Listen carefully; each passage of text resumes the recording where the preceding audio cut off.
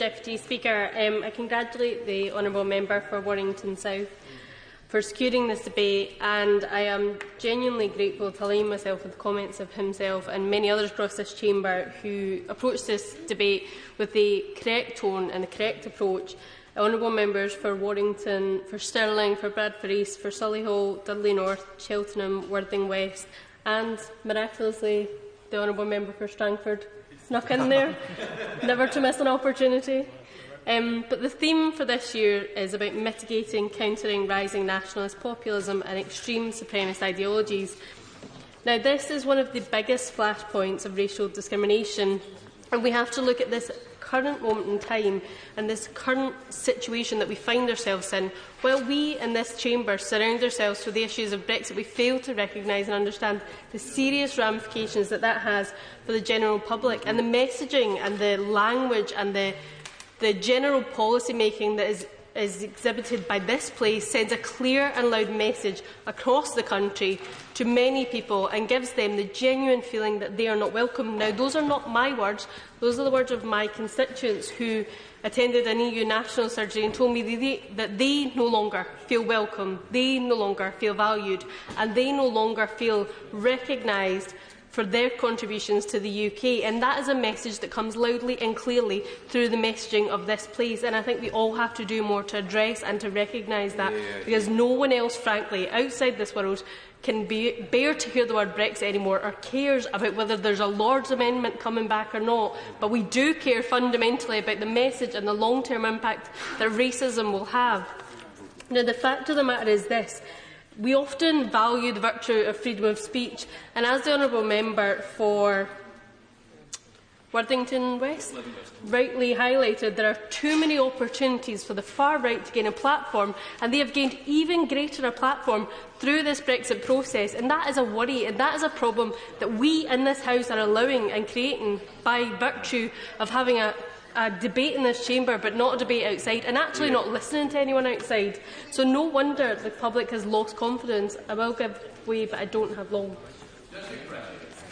I thank the Honourable Lady for giving way, but would she agree with me that the rhetorics used by the media and politicians as well sometimes, sadly, like the man who occupies the White House, is built on, though, the issue of racial superiority? That's really the basis of racial discrimination. And as John Barnes said recently, the footballer, that there's hundreds of years of, and I hope people will forgive me for saying this, European white superiority.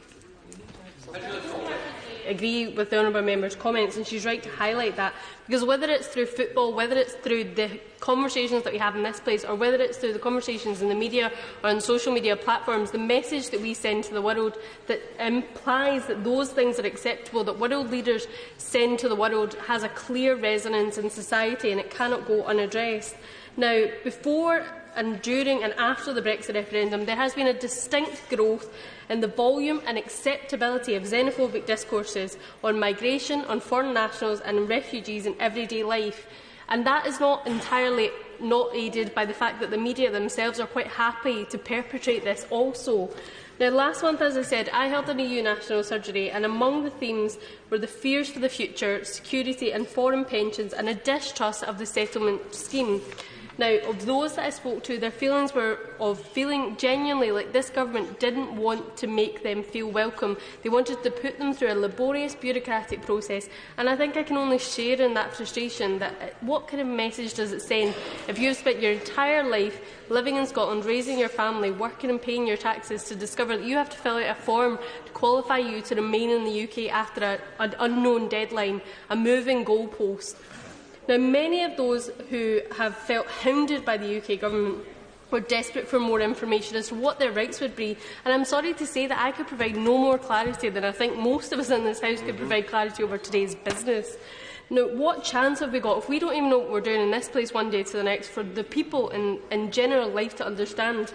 Now, back to the point of today's debate. In Scotland, we do not want to see any EU nationals living in our country leave, and as a party, the SNP have recognised that the contribution of EU nationals is both valuable to Scotland, to our public services, and ultimately those public services would collapse and we would lose the rich cultural contributions made by our friends and neighbours who have come to be a part of our lives and our world and part of the UK, and they should feel like they should be welcome here in the UK. The message from the First Minister could not be clearer. We want you to stay in the UK. We value you. We welcome you. So I say to my constituents in Lanark and Hamilton East and across the UK, and I wish to put on record my own gratitude and heartfelt thanks and appreciation for your contribution. I sincerely hope that you will stay and make Scotland your home. And I understand that I have to hurry up. So I just want to leave with this parting thought.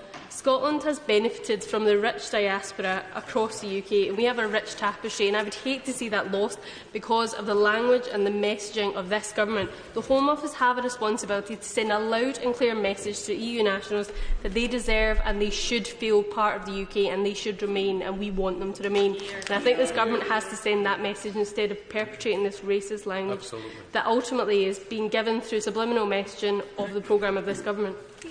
Shadow Minister